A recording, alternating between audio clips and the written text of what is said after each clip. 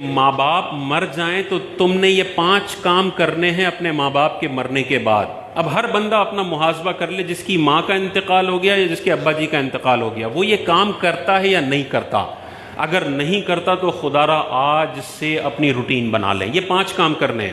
اور وہ کیا 5 کام ہیں؟ حضور نے ارشاد فرمایا الصلاۃ علیہما، اپنے والدین کے لیے رحمت کی دعا کرو۔ ہم اپنا محاسبہ کر لیں، پچھلے 6 مہینے کے اندر کبھی بھی منہ پہ یہ جملہ آیا یا اللہ میرے والدین کی قبروں پر تو اپنی رحمتوں کا نزول فرما؟ اگر آیا ہے تو آپ اس حدیث پر عمل کرنے والے ہیں، اور اگر نہیں آیا تو آپ کا شمار ان اولادوں میں ہوتا ہے جو بڑی احسان فراموش اولاد ہے۔ یہی ماں باپ تھے جنہوں نے پیمپر تبدیل کیے تھے، 25 سال تک ڈھگا کیا تھا، شادیاں کروائی تھی، کاروبار سیٹ کر کے تمہیں ٹرانسفر کیا تھا۔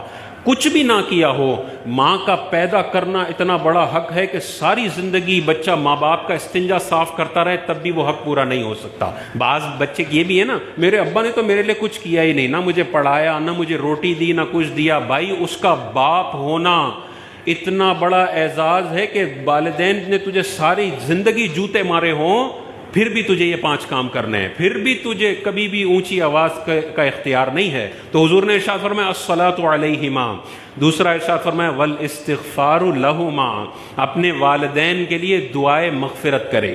تو دعائے رحمت کرنی ہے، یا اللہ میرے والدین کی قبر پر رحمتوں کا نزول فرما، یا اللہ میرے والدین کے صغیرہ کبیرہ گناہوں کو تو معاف فرما۔ تیسرا ارشاد فرمایا وَإِنفَاذُ عُهُودِهِمَا، اور جو ماں باپ نے اپنی زندگی میں وعدے کیے ہوئے ہیں، جو ایگریمنٹس کیے ہوئے ہیں، جو عہد کیے ہوئے ہیں، ان کو نافذ کرنا یہ بچوں کی ذمہ داری ہے۔ یہ تیسرا کام بتایا۔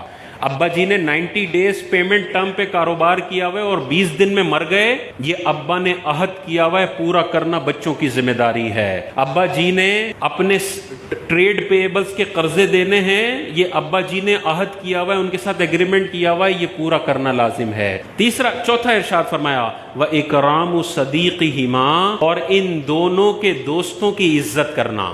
والد صاحب کے دوست آ جائیں تو بدھو بن کے سیٹ پہ بیٹھے نہ رہو، بلکہ ابا جی کا جیسے کھڑے ہو کے ادب کرتے تھے، ابا جی کا فرینڈ آ گیا، چاہے سگریٹ پیتے ہیں، چاہے بے نمازی ہیں، کچھ بھی ہے، کھڑے ہو جاؤ، اپنی سیٹ ان کو دو۔ یہ عزت کرنے کا حکم ہے ابا جی کے دوستوں کی۔ تو ابا جی کے دوستوں کی عزت کرنے کا حکم ہے، تو ابا جی کے بھائی کی کتنی عزت کرنی ہے، ابا جی کے ابا جی کی کتنی عزت کرنی ہے، ابا جی کی بہنوں کی کتنی عزت کرنی ہے۔ اور 5واں یہی ارشاد فرمایا وَصِلَةُ الرَّحِمِ، اور ان رشتہ داروں کے ساتھ صلہ رحمی کرے جو اس کے ماں باپ کی وجہ سے اس کے رشتہ دار بنے ہیں۔ ماں باپ نہ ہوتے تو یہ رشتہ دار نہ ہوتے، تو اس میں چچا بھی آ گئے، پھپھو بھی آ گئے، خالہ بھی آ گئے، ماموں بھی آ گئے۔ ابا جی کا انتقال ہوا تو یہ نہیں ہے کہ بس چچا کو اب ان کے حال پہ چھوڑ دیا، پھپھو کو ان کے حال پہ چھوڑ دیا کہ اب یہ جانے، ابا جی جانے، ابا جی تو چلے گئے، ہمارا تو ان کے ساتھ کوئی خاص تعلق نہیں ہے۔ نہیں، میں نے اپنے رشتہ داروں سے رشتہ جوڑ کے رکھنا ہے۔ انگریزوں کا یہ کلچر ہے کہ انٹی کو آئے ہوئے 3 سال ہو گئے، انکل کو آئے ہوئے 5 سال ہو گئے، کبھی فون پہ بھی رابطہ نہیں ہوتا۔ ان کے تو انٹی انکل کا پتہ بھی نہیں ہوتا نا، بعض اوقات ابا کا ہی پتہ نہیں ہوتا۔ اسلامی کلچر ہے جو آپ کو کہتا ہے جڑ کے رہو، چچا سے بھی جڑو، خالہ سے بھی جڑو، ماموں سے بھی جڑو، پھپھو سے بھی جڑو، بھتیجے بھانجوں سے بھی جڑو، ہر ایک کی خبر گیری کرو، بے حس نہ بن جاؤ، خود غرض نہ بن جاؤ کہ مال ہے تو بس میرا ہے اور میرے بچوں کا ہے۔ پھر جب یہ بندہ محتاج ہوتا ہے تو اس کے رشتہ دار بھی بولتے ہیں جیسے تو نے خود غرضی کا مظاہرہ کیا تھا، آج ہمیں بھی تجھے دینے کے لیے صرف ایک پروڈکٹ ہے اور اس کا نام ہے خود غرضی۔